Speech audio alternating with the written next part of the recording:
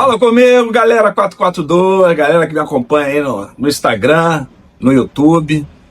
Marechal veio bater um papo com vocês, porque a gente tem um retorno do Campeonato Brasileiro na quarta-feira, né? Então, quem é que precisa se reinventar? Qual o time carioca que está na melhor situação, né? Que tem vai ter menos trabalho para se manter nas competições. O Flamengo tem um jogo dificílimo contra o Palmeiras. O pessoal está reclamando dessa articulação aí de arbitragem, né?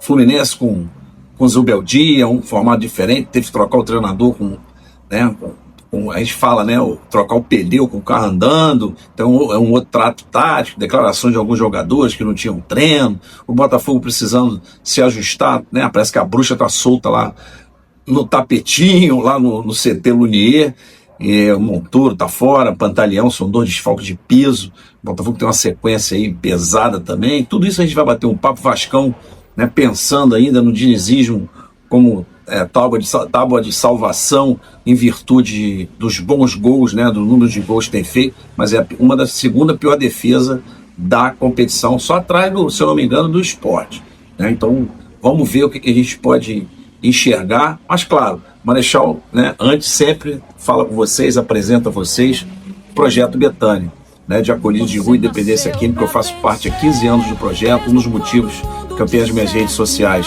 é a divulgação do projeto, né? Eu faço parte há 15 anos, né, das oficinas profissionalizantes. Estou sempre lá terça-feira ajudando os irmãos acolhidos de rua e dependência química. É difícil, é uma luta árdua, e a gente tem ajuda de governo, não ajuda de ninguém. A gente mesmo que se cotiza lá com alguns empresários, a gente corre atrás e tenta ajudar os irmãos. Eu uso as minhas redes sociais, né? Não tem nada a ver com o canal, né? Sempre o QR Code na tela das minhas lives, seja no Marechal Glorioso, de Alvinegros, e seja aqui no canal 442, que vocês têm mais conhecimento, que eu falo dos 4 times do Rio. Então eu queria contar com vocês sempre na descrição dos meus vídeos, na área de descrição, lá no YouTube, tá lá o link de doação a partir de R$10. É uma força que a gente dá pro irmão acolhido de rua e dependência química. Valeu? Já volto aí pra gente bater esse papo.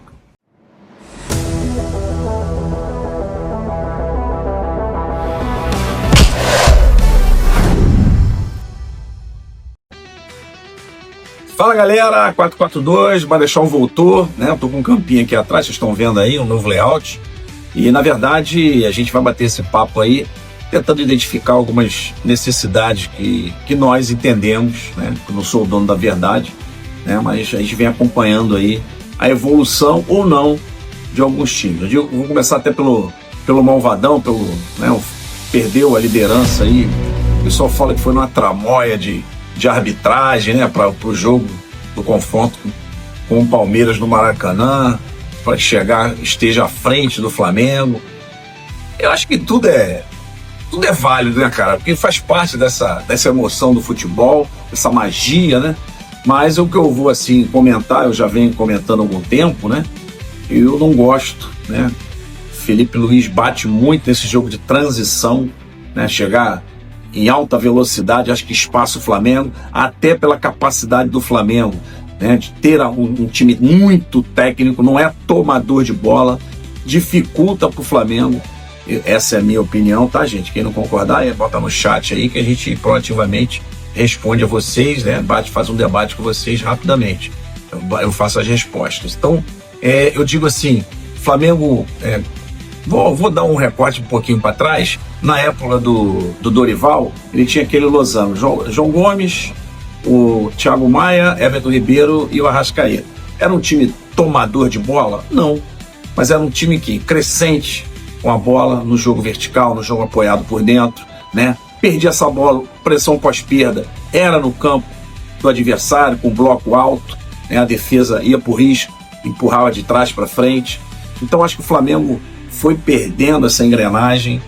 Tem um time com muita capacidade técnica, com a bola, né, muito criativo, consegue quebrar as linhas, mas quando perde essa bola em qualquer circunstância do campo, em qualquer parte aqui do campo, eu acho que o Flamengo fica desmontado. Nós vimos, eu comentar aqui, né, a rapaziada rubro-negra aí pode me ajudar. O jogo do Mirassol, segundo tempo era para o Mirassol ter ganho do Flamengo. O jogo do Grêmio, todos esses jogos que eu estou pontuando aqui, nós vimos o Flamengo sofrendo para tomar bola, né? O time marcando alto, tirando o espaço da construção, tentando te balançar o jogo do Flamengo, né? Então o Flamengo se viu em maus lençóis. Não, essa é a realidade. Já digo que no jogo precisa o Flamengo também atentar para esse momento de estar com poder de finalização, de matar o jogo. Tem que matar logo, porque esse jogo de transição em muitos momentos iguala a partida e em muitos momentos não dá certo. É o que eu sempre relatei. Você agora tem 2 meias aí, Carrascal e Arrascaeta. Tem que botar os dois. Tem que enfiar o Pedro nisso aí. Talvez, né, infelizmente, vai estrear essa galera contra o meu Botafogo na quarta-feira. Mas basicamente isso. Precisa se ajustar. Flamengo com o Pedro é um time, sem o Pedro é outro. Jogo de transição acho que abre muito o Flamengo. O Flamengo perde muita capacidade de recompor. Os jogadores Jorginho e Saul não têm essas valências, né, de recompor, de brigar lá em cima. Não tem isso. É a bola de pé em pé, erra pouco, mas tem esse problema. E já digo, aproveitando o gancho, né, o Botafogo, né, é a expectativa da torcida, arrastou corrente aí no jogo difícil contra o Mirassol, se tornou difícil em virtude da circunstância do jogo. Você não pode, dentro das suas dependências, você faz 3-0, pode até tomar um gol rápido, algum vacilo, você tem que retomar a partida. O Botafogo está tendo esse problema, essa identidade de jogo, esse emocional do Botafogo está muito abaixo da realidade do ano passado. Não estou comparando a mesma historinha, Luiz Henrique, Almada e Gugelino. Saiu, esquece isso. Estou dizendo o contexto do plantel. O Botafogo precisa se ajustar nisso. O Botafogo precisa ter o domínio da partida, principalmente dentro das suas dependências. Sofrer, qualquer um vai sofrer, em qualquer circunstância, mas precisa ser camaleão, precisa se reinventar dentro da partida. A torcida precisa entender que o time está se ajustando no jogo.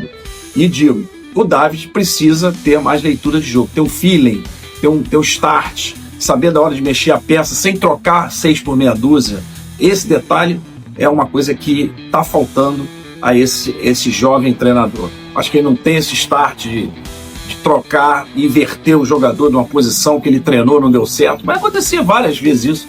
Vai acontecer de você achar que vai dar certo o que você treinou, não vai dar. Você tem um adversário do outro lado com capacidade, como vai ser o de quarta-feira, como vai ser o de final de semana lá com o Ceará, com o meu camarada Léo Condé, volta para jogar contra o Santos, mesmo estando na situação ruim, depois vai pegar o divisor de águas aí. Mas eu digo assim, eu acabei de sair de uma live no meu outro canal, então eu digo que Botafogo, o start do Botafogo nessa sequência de 4 jogos e na capacidade de se manter no sarrafo de cima, até para dar um push nessa confusão toda que o Botafogo teve, extracampo, dentro de campo, saída de jogador, problema financeiro, essas lutas todas que a gente está acontecendo, essa ciranda que o Botafogo está dentro. Eu acho que o Botafogo fazendo um ótimo jogo, mostrando capacidade para o seu grande rival do Rio de Janeiro. Acho que o Botafogo tem tudo aí para ter um equilíbrio.